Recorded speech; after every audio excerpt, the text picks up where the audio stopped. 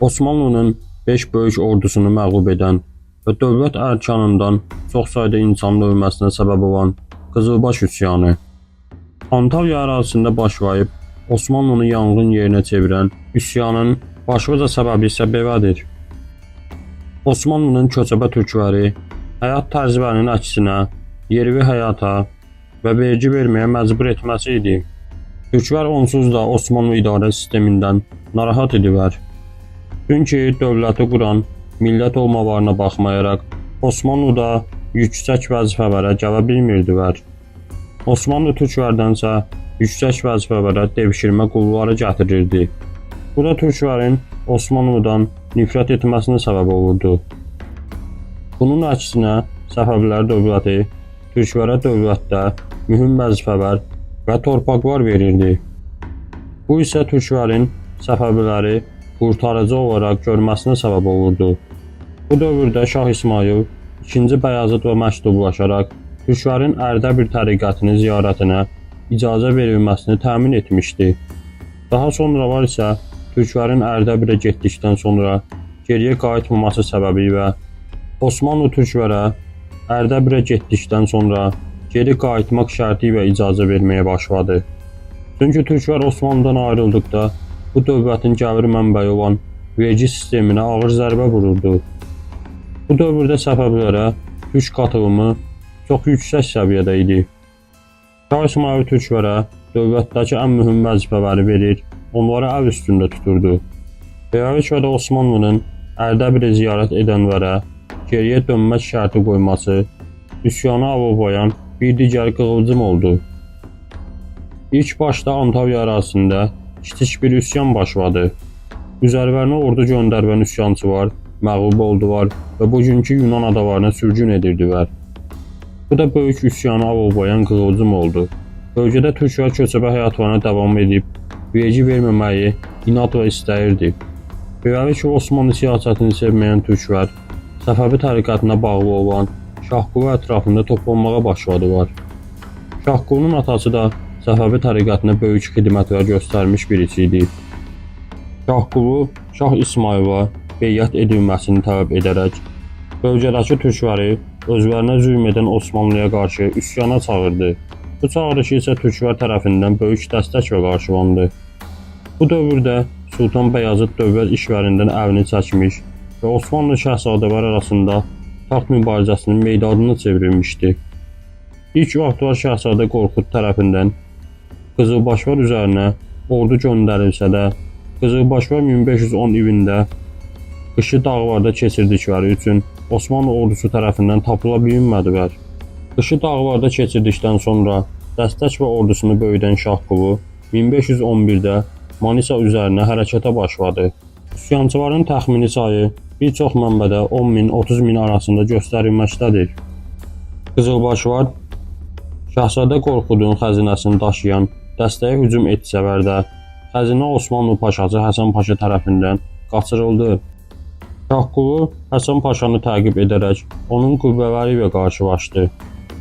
Osmanlı əsgərinin bir qisminin də tərəf dəyişdirməsi ilə Qızılbaşlar qələbə qazandılar və Şahzadə Qorxudun xəzinəsini ələ keçirdilər. Bu döyüşdə yaralanan Həsən Paşa isə Antalya qarasına sığındı. Qızılbaşlar qalanı mühasirəyə alsalar da, bunun vaxt itkisi olduğunu düşünərək şəhər və ətrafını yağmalayıb Sparta və bölgə ərazilərə hərəkət etdilər. Buraları ələ keçirdikdən sonra Şahqulu Burdura doğru hərəkətə keçdi.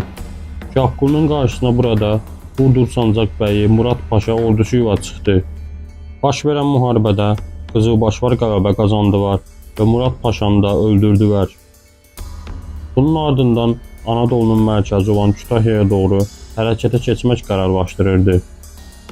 Kütahyaya doğru hərəkətə keçən Qızılbaşlar yol üzərində Afyon və bölgə ərazilərində ələ keçirdilər. Üsyanın böyüdüyünü görən Osmanlı Sədrəzəmi Əli Paşa Anadolu bəylər bəyi Qaragöz Əhməd Paşanı Şahqulunun üzərinə göndərdi. İki ordu Kütahya önlərində qarşılaşdı. Ancaq müharibə başlamamış Şahqulu qəribə şəkildə əşyalar və xəzinələrini buraxaraq geriyə çəkildi. Osmanlı əsgəri və bölgə xalqı bu qəniməti yağmalamağa başladı və nizamları pozuldu. Qızılbaşlar isə anidən geri dönərək hücuma keçdilər və Osmanlı ordusunun böyük bir qismini məhv etdilər. Nəticədə Şahqulunun bu taktikası çox uğurlu şəkildə işə yaradı.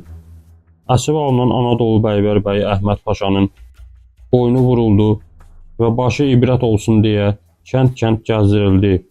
Ancaq Kütahyaya doğru hərəkət edən Şahqulu qərarını dəyişdirərək Manisa üzərinə hərəkətə keçdi. Onun məqsədi taxtın ən güclü namizədi Şahzadə Qorxudu aradan qaldırmaq idi. 3 may 1511-də burada Həsən Paşa komandanlığındakı Osmanlı ordusu və Qızılbaşlar qarşılaşdılar. Baş verən müharibədə Qızılbaşlar yenə də qələbə qazandılar və bir neçə sancaq bəyini də öldürdülər. Şahzadə isə qaçaraq Manisa qalasına sığındı.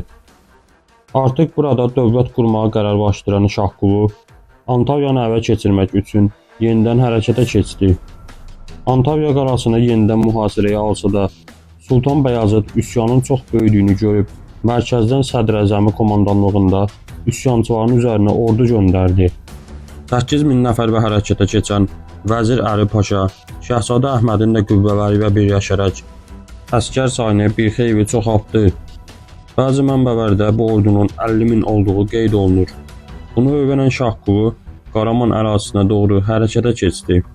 Qızılbaşların qarşısını almaq üçün əmr alan Qaraman bəyi Heydər Paşa ordusu və Qızılbaşların qarşısını burada kəsdi. Ancaq baş verən müharibədə yenə Qızılbaşlar qələbə qazandı. Daha sonra da Beyşəhərə doğru hərəkətə keçdilər.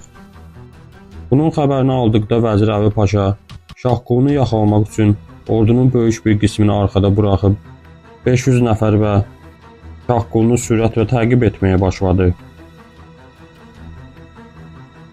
Bir müddət təqibdən sonra Şahqulunu yaxalayan Əli Paşa əsgərlərinin digər qüvvələri gözləyək məsləhətinə baxmayaraq Qızılbaşlara hücum etdi.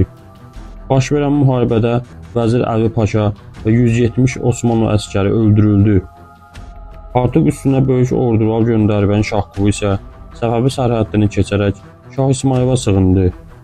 Bəzi mənbələr Şahqulunun öldüyünü desə də, ən güclü və qəbul görən görüş müharibələr sonrasında da cəsədinin tapıla bilinməməsi və dövrün tarixçisi Kamal Paşazadənin bu üsyan haqqında yazdıqlarında Şahquluna nə olduğu heç vaxt bilinmədi.